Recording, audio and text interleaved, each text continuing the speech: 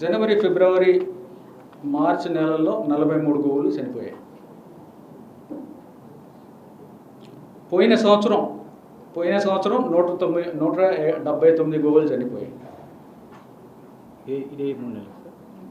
పోయిన సంవత్సరం జనవరి, ఫిబ్రవరి, మార్చి 2025లో 43 గోవులు చనిపోయాయి. పోయిన సంవత్సరం అంటే కొంత పీరియడ్ బిఫోర్ జూన్ ఉంది, కొంత పీరియడ్ ఆఫ్టర్ జూన్ ఉంది. సో మొత్తం అంతా 179 గోవులు చనిపోయాయి. యావరేజ్గా ప్రతి నెల 15 గోవులు చనిపోతాయి. ఎందుకు చనిపోతాయంటే ఈ 15 గోవులు మనము డొనేషన్ మీద తీసుకుంటాము. వీటిలో ఓల్డ్ ఏజ్ ఉంటాయి, ఒట్టిపోయినవి ఉంటాయి, డిసీజెస్ ఉంటాయి. ఇవన్నీ కూడా తీసుకుంటాం.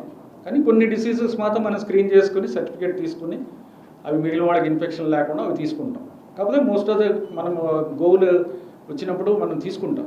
వాటి వల్ల ఎందుకంటే డెత్ రేట్ మామూలుగానే ఎక్కువ ఉంటుంది. ఇదేం కొత్తగా కాదు. లాస్ట్ ఇయర్ కూడా జరిగినాయి, యావరేజ్ జరిగినాయి, ఈసారి కూడా యావరేజ్ జరిగినాయి. అవి గోవులు చనిపోతూ ఉంటాయి.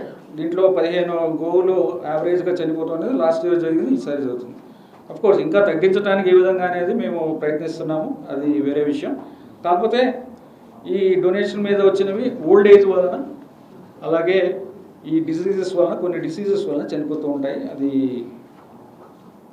ఒకటి. కాకపోతే ఇంత ముందులాగా మేము సప్రెస్ చేయట్లేదు. ఇవి ఉన్నట్టుగా వాస్తవాలు తెలియాలనే విషయంలో చాలా జాగ్రత్తగా ఉన్నట్టుగానే చూపిస్తున్నాము. ఎక్కడా కూడా ఎవరికి మీరు చూపించొద్దని చెప్పట్లేదు.